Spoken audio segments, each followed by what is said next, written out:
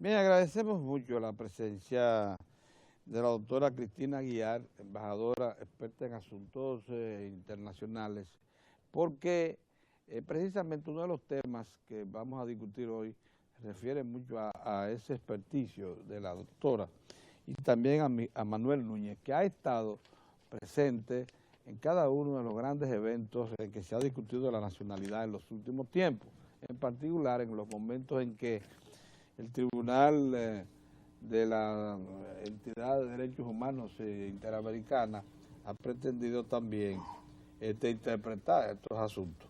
Ahora bien, una de las cuestiones que están en el medio ahora mismo es la advertencia que nos hacen figuras importantes, algunas de ellas influyentes, como es el caso de Juan Bolívar Díaz, acerca de los efectos que va a tener en la comunidad internacional la sentencia del Tribunal Constitucional.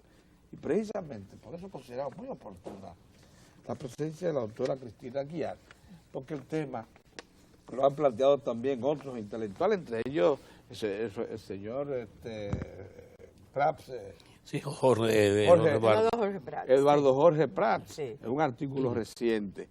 Entonces eso nos obliga, buenos días, doctora. Buenos días. Buenos días. Buenos días. licenciado. Bienvenido, Manuel. Gracias por la A invitación. iniciar por ahí porque es un tema, Sí. es la advertencia severísima que nos hacen de los efectos de esta decisión del Tribunal Constitucional en el plano internacional y del derecho internacional. Y del derecho internacional, sí.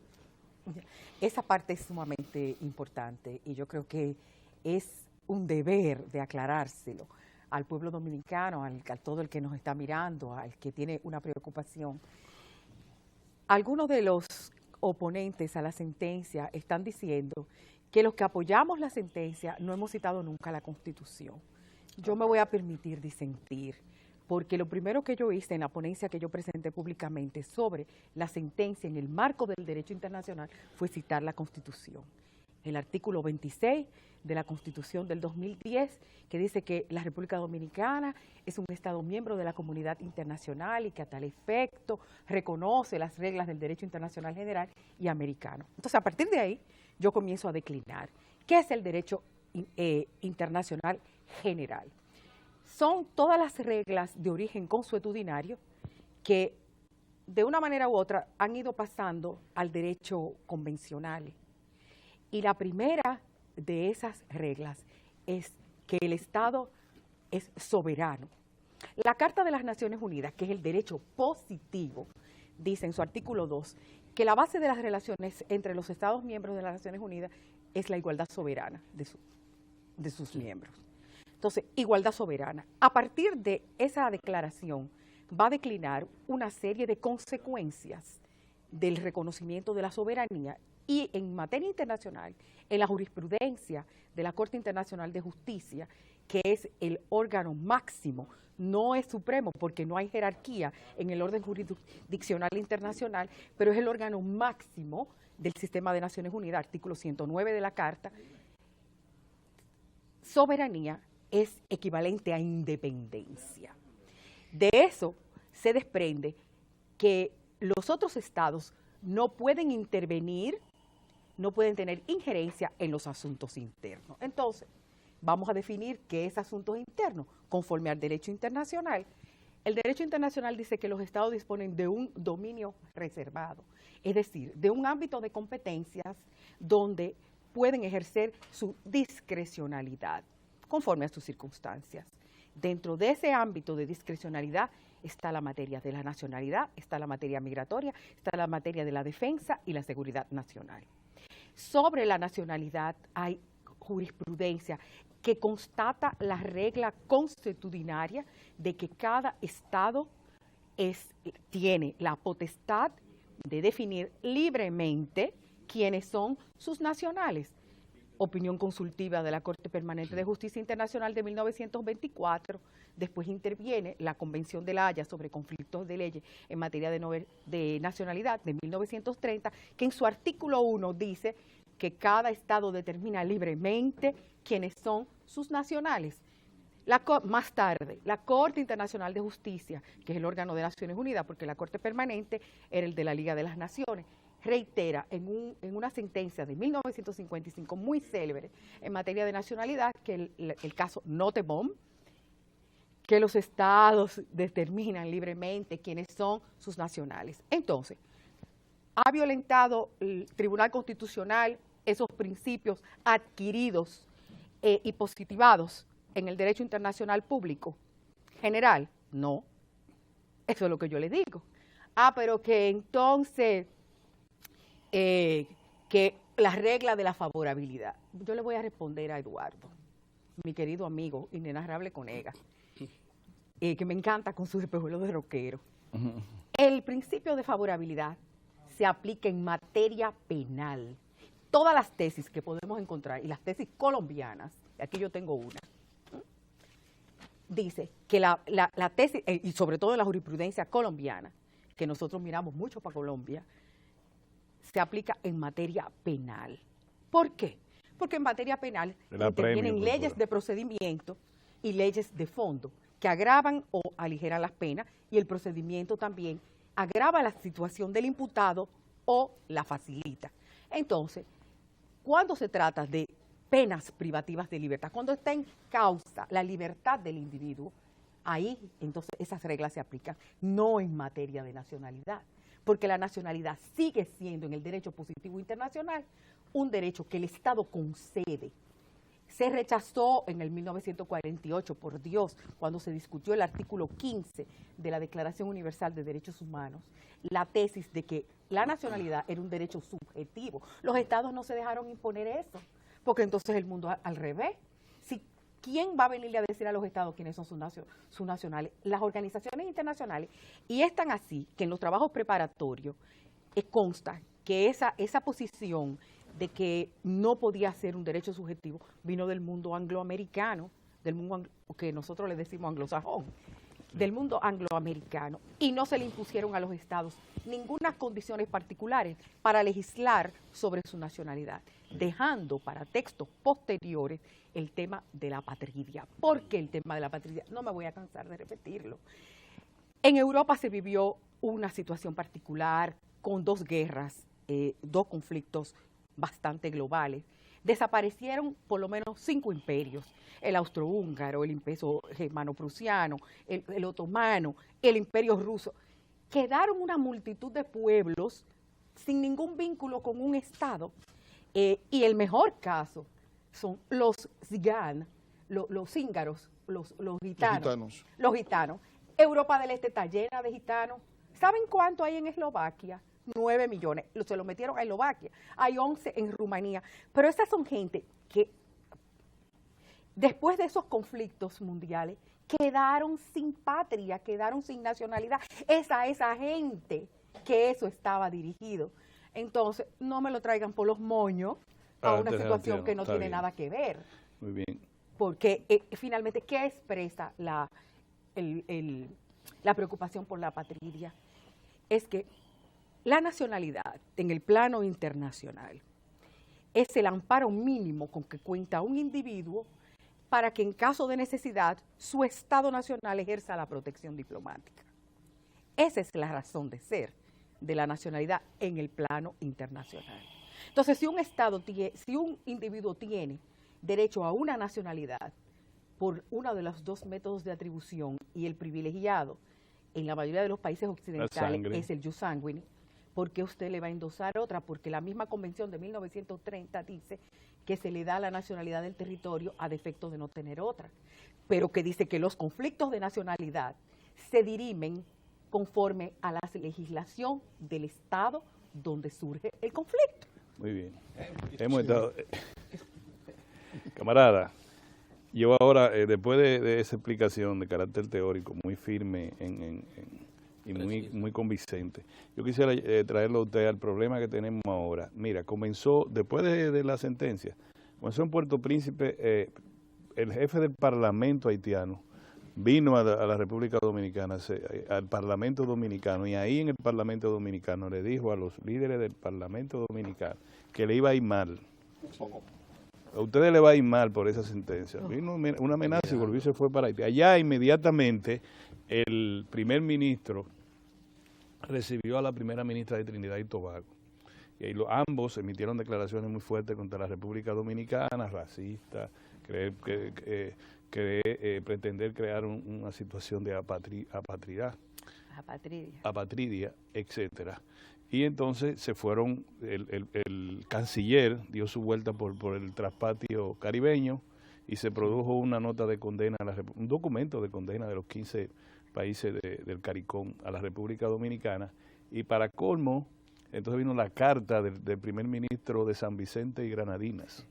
Una carta insolente, una nota de prensa, como que tú hablabas de lo portuario, algo así, contra el gobierno. Una cosa terrible. Deslavazada. Y él envió a su embajadora en la OEA para que gestionara la inclusión en la agenda de la próxima sesión de la OEA. Ahí estamos. Yo quiero que tú todo eso me lo involucre con tu criterio de la isla única e indivisible. Bueno, yo creo que los haitianos están haciendo una labor diplomática amplia, tratando de sembrar, o de alimentar esos estereotipos internacionales que se habían colocado contra la República Dominicana. Nosotros padecemos un ataque permanente de actores paraestatales pagados por los estados, porque evidentemente el hecho de que la Unión Europea, que se supone que es una entidad amiga de la República Dominicana, esté pagando a una periodista 400.000 euros para que ella dirija las miradas de los periodistas dominicanos en torno al tema haitiano, es decir, para que forme los cuadros de la haitianización, estamos ante una intervención internacional en contra de un Estado amigo, que es la República Dominicana. Tú acabas de hacer una denuncia muy grave. No, yo la hice hace tiempo. No, pero 400.000, que la Unión Europea... Euros, sí, 400.000 euros, 23 millones de pesos. Entonces, para entrenar periodistas. Para que una persona forme en la Ucamaima a los periodistas dominicanos en torno a las miradas que deben tener con relación al tema haitiano. Entonces, eso se está dando no solamente a ese nivel, se está dando a otros niveles. Hay una cantidad, hay una estructura económica que mantiene 140 ONGs en la República Dominicana, financiadas algunas por la USAID, algunas por otros países, por Canadá, por Inglaterra, sobre todo la de Oxfam, cuya finalidad es que estas personas que están trabajando en términos, digamos, de crearle a la República Dominicana un ambiente internacional desfavorable, continúan haciéndolo, y todo eso naturalmente en comandita con los propósitos del Estado haitiano, que es el de transferirle a la República Dominicana toda esa población. Entonces, esto es parte de una campaña, de un asedio, en un momento muy difícil para la República Dominicana, porque desgraciadamente, decíamos en la pausa, Cristina y yo, que en estos momentos en que el país necesita la unidad de todos sus hijos, de todos los políticos, de todos los que aspiran a mandar en este país y a crear un criterio nacional con relación a lo que debe ser la República Dominicana y a su continuidad histórica, ¿sí? Conservar la antorcha que nos diera Juan Pablo Duarte y los trinitarios, los que crearon este Estado, pues han surgido unas aspiraciones destempladas. Yo he visto ya cantidad de carteles, de vallas, del presidente del Senado, del ministro de Economía, del ministro de Turismo y de otros más que están como esos palos que están en el agua, que luego son cocodrilos, ¿no? Tú crees que son palos y luego son cocodrilos. Pues evidentemente ante esa situación, eso debilita, desde luego, la posición que el presidente ha asumido, que es una posición correcta, de respetar los poderes del Estado, de respetar la continuidad histórica de la República Dominicana, de ceder a los inmensos chantajes de todos estos grupos que en corifeo, en comandita, sea de manera pública o solapada, han tratado de torcer la voluntad del país y de crear una situación que evidentemente sería catastrófica. Si la República Dominicana hubiese cedido al chantaje que nos plantearon todos estos grupos confabulados contra el país, hoy en día el país estuviera disuelto. Imagínate tú, Orión, que el año pasado nacieron en el país 43.000 bebés haitianos, hijos de padres no residentes o en tránsito. Si la sentencia hubiera sido para tratar de violentar la propia Constitución, diciendo que esas personas eran dominicanos, tuviésemos no 43.000 haitianos ante la Junta Central Electoral, sino 300.000, 500.000 haitianos pidiendo, y a su vez esto pidiendo a sus padres, es decir, y se iban a disolver el país, o sea, iban a romper el estatus nacional de nación, y evidentemente eso mediante la ruptura definitiva de la frontera jurídica de la República Dominicana. La nacionalidad es un vínculo con el Estado. Los haitianos deben estar vinculados al Estado haitiano, no al Estado dominicano, que debe ser el responsable de ellos, no la República Dominicana. Ellos han intentado por todos los medios de traspasar a la República Dominicana las obligaciones sanitarias, las obligaciones laborales, las obligaciones educativas, y ahora quieren también traspasarle las obligaciones jurídicas. Es decir, quieren que en la República Dominicana operen la soberanía de dos pueblos, y eso evidentemente significaría destruir todo lo que hemos adquirido desde 1844 hasta el día de hoy. Es decir, es una noción extremadamente grave, porque la República Dominicana es un equilibrio de las culturas, un equilibrio de las economías, un equilibrio de las lenguas, un equilibrio de las poblaciones. En el caso nuestro, la población haitiana se ha desplazado hacia República, hacia el país. O sea, siempre ha habido un movimiento desde el oeste hacia el este. Evidentemente, para nosotros poder continuar siendo dominicanos, o sea, nuestro objetivo debe ser el tratar de establecer reglas claras y fronteras claras que hagan que el país pueda pervivir ante los desafíos que le está planteando esta migración que ha desnacionalizado la mano de obra, que ha desnacionalizado una gran parte de la producción nacional y que amenaza con también destruir el sistema jurídico nacional. Sí, ¿no? Cristina, y se ha producido primero la primera ministra de Trinidad y Tobago, que emitió opinión. Luego lo que se ha producido en el CARICOM. Y la posición haitiana que todos conocemos, en Haití el criterio es que frontera abierta. De ahí que por eso cito CARICOM y Trinidad y Tobago. Como se trata ya de un organismo regional, ¿qué piensan ustedes que va a pasar ahora? Porque ciertamente cuando emitieron sus posiciones no estaba tan clara la posición dominicana, que ya a esta hora los criterios nacionales defendiendo su derecho de soberanía ya tienen que estar en otro contexto por las explicaciones que se han dado. Ahora bien, ¿qué esperan ustedes? Ahora, escúchame, Cristina, eso le agrego, para que tú veas el derecho internacional, los defensores del patio de todas esas posiciones no dijeron nada con respecto a violaciones a propósito de derecho internacional, de estatuto de la Organización Mundial de Comercio. Acusaron a República Dominicana para imponerle una penalidad comercial de restricción, de impedir las importaciones de huevos y de pollo. Y de plástico. Y de plástico. Pero en el huevo y pollo, que la República Dominicana tenía afectación de la fiebre aviar. Y luego le siguió diciéndole, óyeme, en el caso del plástico, de que dañaba sus costas. Por favor. Sus costas. Algo tan grotesco. No, Finlandia. Exacto. Perdóneme la comparación, pero así era. Entonces, todo eso, lo que dijo Tineo, yo te lo quiero poner para que tú veas todo en el ámbito del derecho internacional. A eso yo quiero responder. Primero, recordando algo que va a haber que ponerse en letra grande, lumínica a ellos, y eso es lo que debe estar a la cabeza del documento que República Dominicana emita oficialmente. La resolución 2625 de las Naciones Unidas, que es un monumento y es una resolución clásica, que es la resolución sobre los principios de derecho internacional, consagra el derecho, el principio de no intervención, pero de una manera muy clara. Dice que ningún Estado ni organismo internacional puede tener injerencia en los asuntos internos de un país, ni lo puede amenazar por algo que suceda en los asuntos internos. No puede tomar ninguna acción. Jurisprudencia internacional, Corte Internacional de Justicia, 2 casos.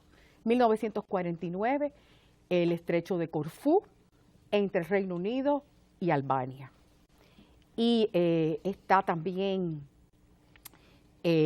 más tarde, en el 1986, actividades militares y paramilitares en Nicaragua contra Estados Unidos. La Corte Internacional de Justicia condena la injerencia en los asuntos internos para tratar de cambiar el sistema político, la elección libre, porque es el principio de libre determinación de los pueblos que va adosado a ese principio.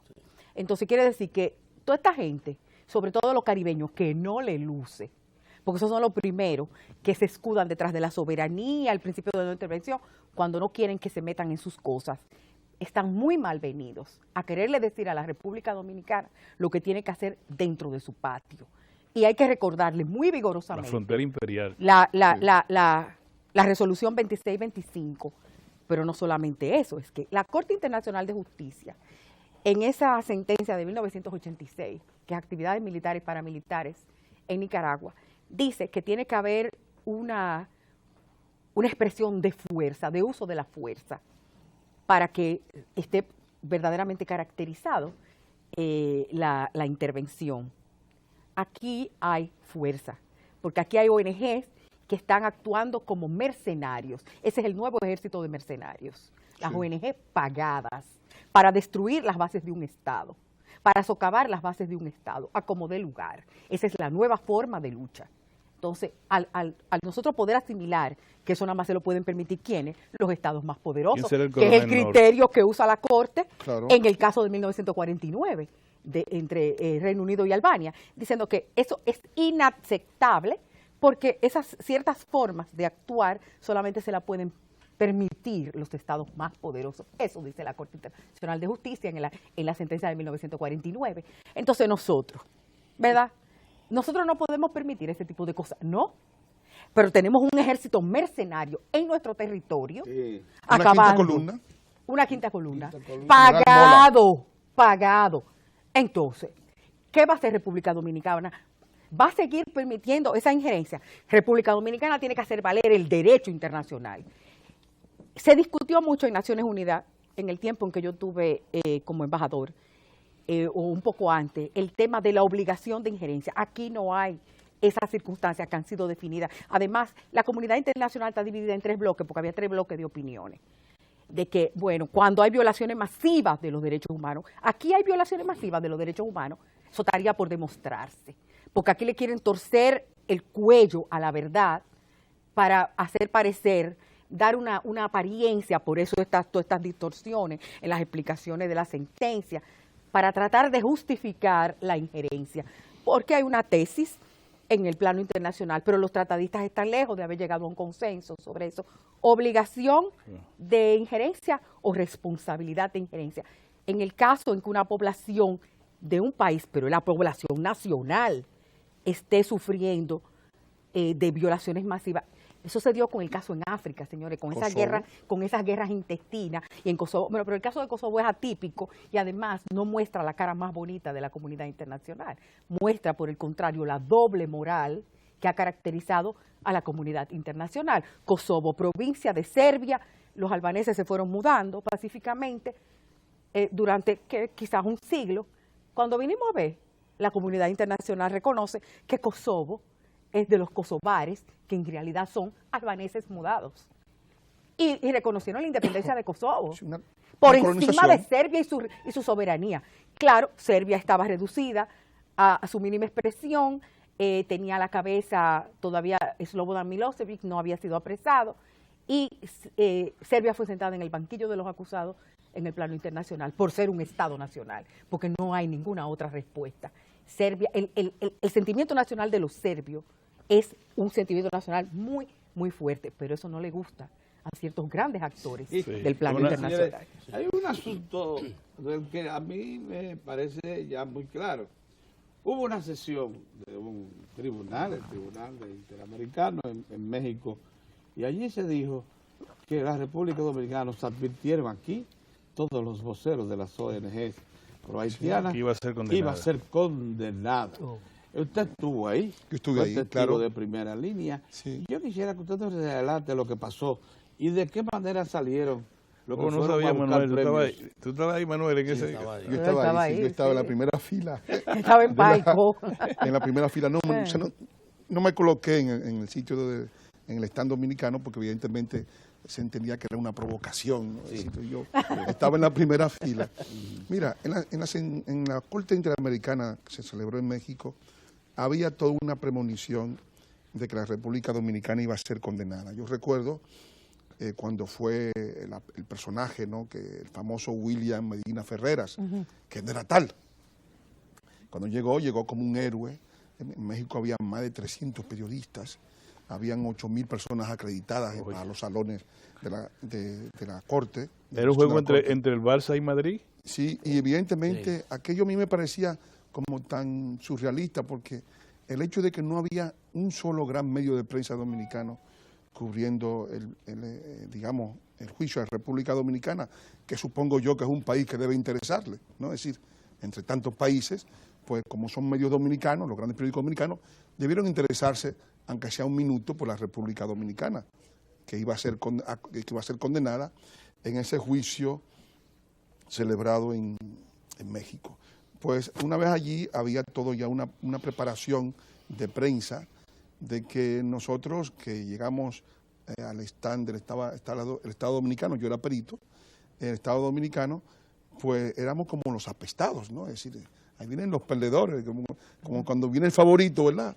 Y allí van los perdedores. Y evidentemente teníamos nuestra carta bajo la manga, porque se habían hecho las investigaciones, se ensayaron todas las defensas que se hacían, que se iban a hacer de la República Dominicana. Se prepararon las preguntas, las preparamos en el equipo, ¿no? Las preguntas, o sea, hubo una preparación previa de todo el equipo que se preparó para tratar de hacer el mejor papel. Ellos tenían 7 abogados, nosotros teníamos 2 abogados que iban a postular, o sea, es decir, algunos abogados de esos abogados, como la Paola Rey, ¿no? Es decir, y otros, Gisela de León, Francisco Quintana, que son abogados que cobran a $800 la hora, ¿no? Es decir, son abogados caros, y ¿no? ponen un reloj para... Y ponen un reloj para medir el tiempo. Un reloj Porque para esto no es altruismo, ¿eh? porque evidentemente estamos ante una situación y cuando vamos allí vemos que todo está preparado, preparan toda esa comedia bufa. Cuando el hombre empieza a hablar, el señor empieza a hablar, uno se da cuenta que es un haitiano visceral, o sea que no hay forma de que no lo sea, ¿entienden? Pero bueno, no se podía discriminar por la lengua, porque dicen, no, que no habla español, no importa, le ponemos un traductor, ¿no? Y efectivamente nosotros fuimos a... Un hombre con nombre español que decía que era dominicano. Sí, con nombres y apellidos en español. La primera cuestión era preguntarle si el acta de nacimiento que había servido para que este señor tuviese papeles dominicanos, porque él tenía papeles dominicanos, acta de nacimiento dominicana, había declarado a sus hijos y había votado en las últimas 10 elecciones en la República Dominicana. O sea que para la embajadora Radi era inexplicable cómo este hombre, que no se le había dado ningún derecho, que ha votado, que ha hecho de todo, quiere demandar a la República Dominicana. Y él decía, no, pero que me han humillado, decía él. Pero bueno, ¿cómo un dominicano puede tener tanto interés en condenar a la República Dominicana y al mismo tiempo decir que no quiere vivir en República Dominicana? Muy bien, el hombre declaró, ¿verdad?, que el Estado Dominicano lo había deportado, no había ningún testigo de su deportación, ninguna prueba que no sea él mismo, y una declaración que le hizo a una ONG. Se le preguntó que si él había ido a la justicia dominicana, o sea, que se había agotado los procedimientos internos del país, que es un requisito de la Corte. O sea, antes de ir a la Corte hay que agotar el procedimiento interno. Él dijo que no, o sea, que no se agotó el procedimiento interno. Es decir, que la Corte se convirtió en un tribunal interno de República Dominicana, hizo facto. Y entonces eso desde luego ya nos planteaba una especie de o sea, olía a chamusquina todo esto, ¿no? Entonces, al mismo tiempo se le preguntó que a quién se dirigió él para hacer su denuncia. Él se dirigió al GAR. El GAR es una ONG de refugiados haitianos que opera en República Dominicana, que tuvo la generosidad de regalarle a ese señor una casa en Anzapitre también, ¿no? Y que le pagó los viajes a Estados Unidos para la clínica con la Universidad de Columbia, y él respondió que el GAR lo había ayudado y que él estaba ayudado por el GAR y que él, digamos, él tenía o sea, que él había sido agraviado por la República Dominicana al punto de que su hija falleció porque cuando a él lo deportaron, supuestamente lo deportaron, cogió un una lloviznita, una jarinita, como dicen en el Cibao, que le dio una gripe, que a su vez le dio una epilepsia y que esa epilepsia la mató, pero que él había perdido todo, hasta su hija, que su hija no la podía recuperar, pero que él esperaba que los jueces de esa corte, o sea, todos aquellos hombres, ¿verdad?, que estaban allí de manera muy solemne, le dieran a él la posibilidad de recuperar sus bienes, porque él tenía pavo, chivo, gallina, vaca, o sea, una cantidad de bienes. Cualquiera diría que era un quirino, ¿no?, un don. Entonces, aquel hombre, pues evidentemente era una cosa totalmente... Luego se le preguntó a él si él había convivido con los haitianos que estaban ahí en Oviedo, y él dijo que no, que los haitianos eran gente muy ordinaria, que él era indio claro, y yo lo veía color de goma carro, pero él decía que era indio claro. O sea, le salió el racismo. Sí. Le salió el racismo. Y que él era fino. Sí, es muy fino. Pero que él estaba un poco más ordinario, porque ha pasado mucha hambre últimamente. Entonces eso lo había puesto así. Pero, le había cambiado la y entonces finalmente nosotros, o sea, nos tocó a nosotros hacer las preguntas al señor, y se le preguntó quién eran el papá de su mamá, no supo, la mamá de su mamá, no supo, el papá de su papá, no supo, la mamá de su papá, no supo, sus hermanos tampoco supo decir cuáles eran sus nombres. Se le dio un haz de fotografías para que identificara si conocía a alguna persona, ¿no? Es decir, de ese haz de fotografías, si alguna de esas personas habían sido deportadas con él en la deportación que él denuncia, ¿no?, que tampoco se hizo. Y entonces él nos reconoció más que a una persona que no era nada de él. Y el día siguiente, cuando se hubo, digamos, la conclusión de la corte, se le señaló que las personas que se le han presentado eran sus supuestos hermanos, ¿no? Uno por uno, mira, fulano de tal, hermano suyo, se llama igual, hijo de Medina Ferrera. Entonces, al final se dijo, bueno, como usted habló tanto de su padre, que su padre sufrió mucho con su deportación, mira aquí la foto de su padre, usted tampoco lo reconoció. Y a su madre, su querida madre que tanto sufrió, mírela aquí, tampoco la reconoció. Entonces, finalmente, se le dijo, bueno, y lo peor de todo esto, señores, es que tampoco sus hermanos lo reconocen a él. Veamos el video, ¿no? Entonces, ahí los hermanos también, no sabemos quién es el señor. Entonces, al final, solamente una hermana, una supuesta hermana, llamada Argentina Medina Ferreras, que era una mujer que tuvo una vida licenciosa, dicen, ¿no? Muy alegre. Pública. Se decía en una época, mujeres públicas, que fue un poco mujer pública, eso es como, o sea, como carro público, ¿verdad? Es decir, sí. Mujer pública, lo reconoció y dijo, ese es Winnie Yang, ese es el haitiano, es de Anzapitre. Y entonces al final se identificó quién era. Entonces la corte, tras esta demostración, que fue bastante, yo me encontraba un poco en aquel momento, yo me decía, si yo me encontraba en la tremenda corte de Leopoldo Fernández, Tres Patines, o en un circo, porque aquello era de una manera terrible, había un ambiente muy hostil a la República Dominicana, pero el procurador de la corte, el señor Felipe González, fue muy duro, y a pesar de esas pruebas que sobrevinieron en el juicio, insistió en mantener intacta todas las condenas a la República Dominicana. O sea que lo más probable, yo no me hago ninguna esperanza, lo más probable es que de algún modo la República Dominicana sea condenada. Fue un juicio en que hubo una intervención no solamente de ese testigo estrella que era el señor William Medina Ferrera, que ya sabemos que no es tal, que el señor Winnie Yang, sino además la intervención de 2 o 3 peritos que fueron realmente devastadores contra la República Dominicana, sobre todo una señora que tiene aquí viviendo como 15 años, llamada Bridget Wooding, que vive con un ciudadano haitiano y que trabaja en una ONG que dirige Wilfredo Lozano. Fue esa inclusive quiso negar que en el país se le diera atención médica a los haitianos.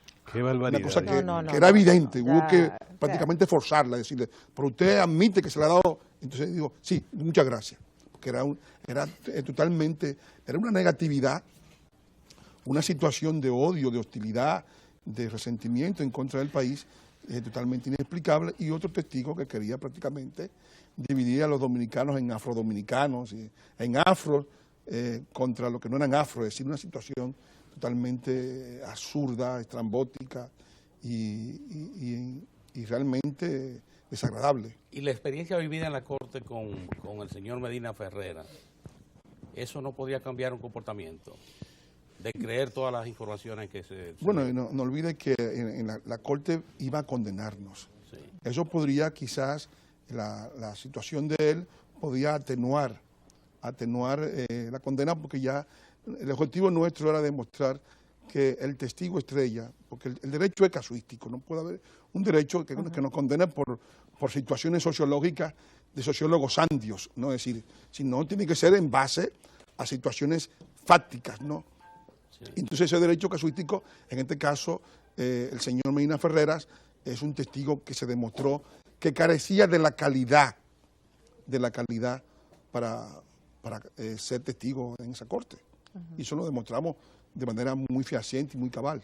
Cristina, la pregunta es, porque en viendo el video, se observa que entre los presentes, en algunos hubo desconcierto. Porque ese era el hombre con el que se entendía que se iba a poner la República Dominicana en evidencia. Era la demostración de que la República Dominicana deportaba a dominicanos. A sus propios nacionales, lo que está prohibido por el derecho internacional. Ese era el objetivo. Al caerse esa prueba, yo entiendo que todo el resto del proceso está viciado. Pero ojo, el problema con la Corte Interamericana de Derechos Humanos es que es un mecanismo que no está hecho para darle razón a los estados, es todo lo contrario. Porque la ideología que sustenta a ese mecanismo es un gobierno mundial a través de los jueces. Entonces los estados, para eso hay que disolver a los estados y someterlo a la voluntad de 6 jueces que están sentados allá y que no están en contacto, como está el Tribunal Constitucional, con las circunstancias nacionales. Por eso la jurisprudencia de la Corte Europea de Derechos Humanos es más digna de respeto. Esos jueces son un poco más respetuosos de las estructuras de los estados y no quiere decir que no condenen a los estados. Pero, por ejemplo, el principio de la margen de apreciación es un principio que viene de la jurisprudencia europea, de que el tribunal local y el tribunal nacional más alto, que es la Corte Constitucional, el Tribunal Constitucional en República Dominicana, pues dispone de esa margen de apreciación según las circunstancias nacionales que conoce mejor que una jurisdicción que está sentada en un país X y jueces que no son de esa nacionalidad y no conocen esta realidad para tomar decisiones conforme a la Constitución. Pero hasta esa latitud soberana nos quieren negar. O sea, la Constitución, que es una expresión de soberanía, como yo lo dije la primera vez que estuve con ustedes en este programa, ha sido interpretada por los jueces. La Constitución es lo que los jueces dicen, pues han hecho una interpretación soberana. Eso es una expresión de soberanía también, pero la quieren discutir, quieren disminuir a la República Dominicana, pero porque nosotros le hemos prestado el flanco en el plano internacional constantemente a los detractores de la República Dominicana. Ya es hora que la República Dominicana haga valer el derecho internacional, pero lo haga valer bien. Y además barra su patio interno. Caridad bien ordenada comienza por casa.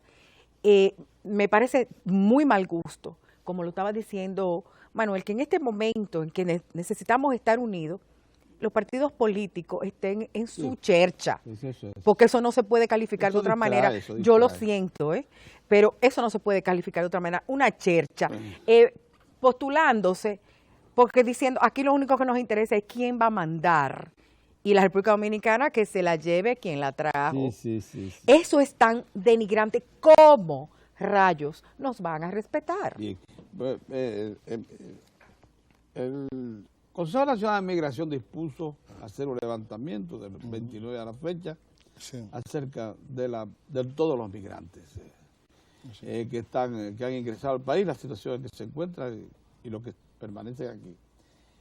Una de las cosas de las ONG y de los críticos de la sentencia del Tribunal Constitucional que plantean es que eso no es posible hacerlo con un grado de detalle fiable. Es más, dicen que alrededor de un 25 a 30% de los libros de registro han desaparecido. Pero se acaba de informar que los 4 consulados de Haití en República Dominicana han montado una oficina para tratar de identificar, de emitir documentación a los nacionales haitianos que se encuentran aquí, de tránsito.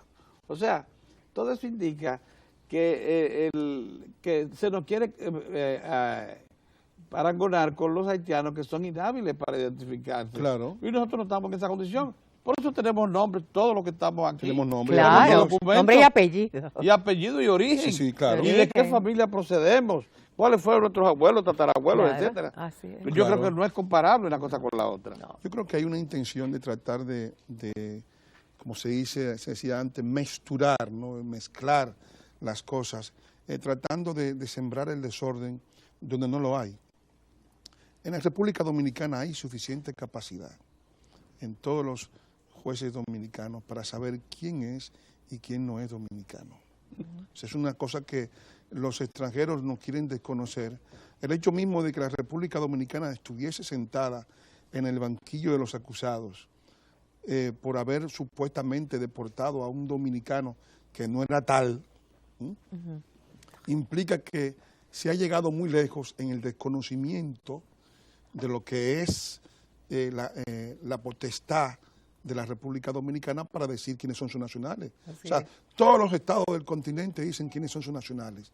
Y la República Dominicana, con esta sentencia, 16813, no hace más que ratificar algo que en todos los países de América Latina existe. Es que los indocumentados, los no residentes, no se benefician del jus solis. El jus solis se implantó en República Dominicana por primera vez en 1907. Y se implantó justamente para contrarrestar digamos, un poco para tratar de responder al desafío, digamos, poblacional haitiano, que era muy numeroso. Aquí tenía casi 2 millones de habitantes, nosotros teníamos menos de 1 millón. Entonces se hizo un jus solis abierto para los hispanoamericanos, para que la población de habla española aumentara y fuera, digamos, un contrapeso a esa población que venía amenazante. Incluso regresaran muchos dominicanos de origen que habían partido a que Puerto habían partido Rico, Cuba, a otros sitios y que volvieran Venezuela, al país. Venezuela. Y luego se hizo la modificación del 1999 porque ya había una gran inmigración de todas las, digamos, el Caribe, y había que reglamentar las cosas. Y los jueces dominicanos que hicieron fue mirar cómo se había legislado desde el 29 hasta el día de hoy. Sí, pero según, y todos los jueces, según lo que sabemos, este proceso que ordenó el Consejo Nacional de Migración se puede cumplir. Están los instrumentos básicos. Están los instrumentos básicos. Yo pienso que hay que hacer la inversión económica necesaria, así como el país tiene una inversión muy buena en lo que respecta a todo lo que es el sistema fiscal, que tú conoces muy bien, que es uno de los más modernos del continente. El sistema fiscal dominicano es uno de los más modernos del continente, incluso imitado por algunos países que están queriendo copiar nuestro sistema de recaudación de impuestos. Sí. Asimismo hay que crear un sistema que sea invulnerable a todas estas mañas, a todas estas maniobras y trampas que nos tiende el enemigo de la República Dominicana tratando de torcer el destino del país. Ese plazo que se ha dado el Consejo Nacional Migratorio para establecer determinada información, entre ellos esto que estamos hablando de requisar los libros de nacimiento, se puede cumplir. Se puede cumplir tiempo hábil. En tiempo hábil, que son 90 días según lo dice la sentencia. Al mismo tiempo emitir la documentación, preparar el ambiente. Emitir la documentación y también decretar un plan de regularización de aquellas personas. ¿Pero qué más querían entonces los nacionales haitianos que están frecuentando al país? O sea, ya hay un instrumental, claro. Ese es el instrumento, es el camino por el cual hay que transitar, no el camino automático de que son dominicanos sin serlo. Es decir, Doctora ¿no? Cristina. Y de adquirir un nombre que no tienen, esa es la otra. Sí, porque... bueno, pero hay una cantidad, así como hay ese William Medina Ferreras, sí, así hay miles. Hay un Juan Pablo Duarte, hay un Frank Elías Rainieri, haitiano. Sí. No, y hay Mario Lama y Leonel Fernández también haitiano. No, y hay sacerdotes que declararon hasta 100 y 200. Sí, Hubo una señora que declaró en la parte oriental de Santo Domingo 150 hijos, que eran todos haitianos. otro que declaró 52, una madre que declaró 52 Dios hijos. Mío, pero, y eso no es fraude. Eso es fraude y el fraude todo lo corrompe. Ascensión, que es dominicano, que también estaba ante la corte, declaró 12 personas que no tienen ningún vínculo biológico con él. Por Dios. Es uno de los demandantes, apellido Ascensión. Y sin haber pasado ni siquiera por el proceso de la adopción. Sin adopción. Y la adopción no da necesariamente la nacionalidad. Hay que saberlo, porque hay dos procedimientos de adopción. Sí. Doctora Cristina Aguiar, por lo que ha explicado, conforme el derecho internacional público, República Dominicana ha actuado de manera correcta, expresada en la sentencia del Tribunal Constitucional. Completamente, dentro del ámbito de que le reconoce el derecho internacional general. ¿Qué dice el derecho internacional americano? No es más que una réplica y es sobre todo en los instrumentos convencionales. En este caso, la Convención Interamericana de Derechos Humanos, artículo 20, replica el artículo 15 de la Declaración Universal. República Dominicana no lo ha violado, no ha dejado a nadie sin nacionalidad, simplemente ha dicho que algunos extranjeros que se encuentran en el suelo de la República Dominicana tienen derecho primero a otra nacionalidad antes que la del suelo. Y eso es un principio admitido en el derecho internacional y por esta normativa especializada, porque el derecho internacional de los derechos humanos es una rama especializada del derecho internacional. Y ahora mismo, entre los grandes académicos, se plantea la discusión de cómo armonizar la jerarquía de normas entre las normas consuetudinarias, por ejemplo, de derecho internacional general y una norma convencional de una disciplina especializada. Doctora, debiera quitarnos el sueño, la posibilidad que, como dice Manuel, la Corte Interamericana nos condene. ¿Qué efecto real tiene eso dentro de lo que es el derecho internacional? Bueno, si nos condenen el caso de los William Medina Ferrer y compañía, la Corte se va a cubrir de ridículo y es lo mejor que no podría pasar, porque después de haber pasado por la televisión unas pruebas que están viciadas, que han sido fabricadas, que no existen, que no hay ningún elemento objetivo que conforte las declaraciones de los víctimas, la Corte se va a desmeritar. Tienen que pensarlo muy bien, lo que van a hacer. Y si pasase de todas maneras, ¿qué efecto tiene en el plano práctico del derecho internacional para el Estado dominicano? Bueno, ha sido debiera vinculante. sentirse amenazado. Bueno, normal. Ha sido vinculante. Así, teóricamente, yo voy a decir teóricamente, es vinculante. La República Dominicana se presentó al caso, aunque nosotros tenemos un instrumento que nunca ha sido ratificado, que agrava los compromisos internacionales de la República Dominicana y conforme al derecho interno de la República Dominicana, todo instrumento que agrava los compromisos internacionales tiene que ser sancionado por el legislativo. O sea, el Ejecutivo no puede hacerlo solo. La metodología norteamericana de los Gentleman's Agreement o acuerdos en forma simplificada no ha sido integrada al derecho interno de la República Dominicana. Y por consiguiente, nosotros estamos participando voluntariamente, pero en cuanto al derecho interno, no se llenaron los trámites constitucionales. Yo encuentro que el argumento no es tan sólido como yo quisiera, como buen internacionalista, porque hemos concurrido voluntariamente y el derecho internacional es consensual. No obstante, para el cumplimiento se puede plantear el tema de la inconstitucionalidad. Yo en eso soy contundente. Para el cumplimiento habría que ver. Hay precedentes en América Latina, porque la Corte es interamericana. Sí. De sentencias de estos señores que haya sido cumplida. Ya sabemos que Estados Unidos se somete a su control y otros estados más. Sí, hay dos precedentes. La República Dominicana ha sido condenada por esta misma corte en dos ocasiones. Por el caso de las niñas Yan y Bocicó, y tuvimos que decretar, darle un foro especial a 150 haitianos, que andaban incluso con papeles hasta de diplomáticos, eran intocables, ¿no?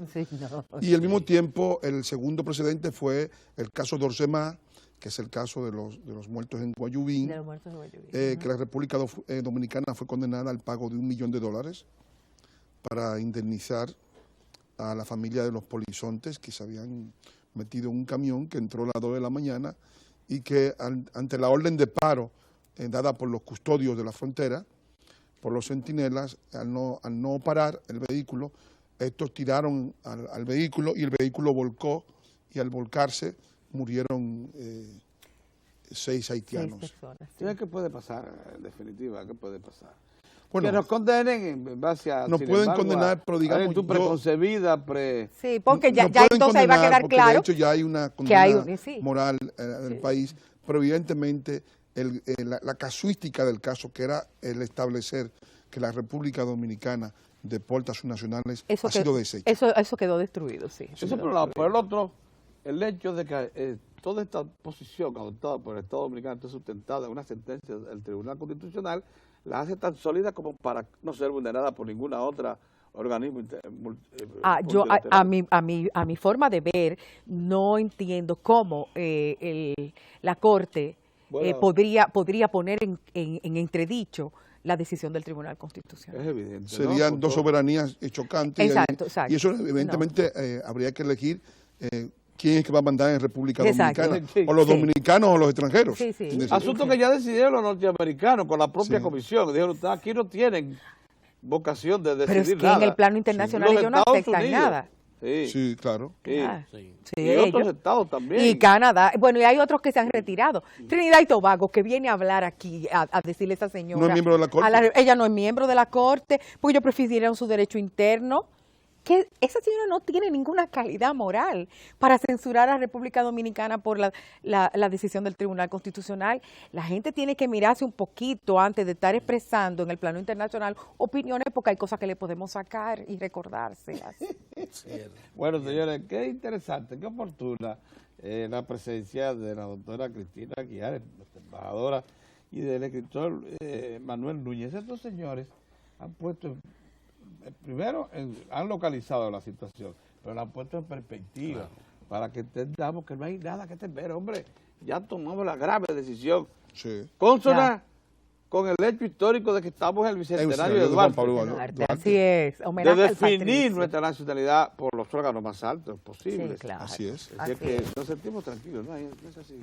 Así es, completamente. Duarte dijo, entre los dominicanos y los haitianos no es posible la fusión. La fusión. Se lo dijo Juan Pablo Duarte. No es una cosa que sea nueva. Muchas gracias. Señores, nosotros hemos cumplido por hoy, ¿no? ¿Verdad? Sí, ahí está Lalo con los deportes. La Serie Mundial se puso a rojo vivo, ahora está empate. La Serie Mundial de Béisbol. Más tarde viene la sección cultural, así que nosotros regresamos, pero mañana.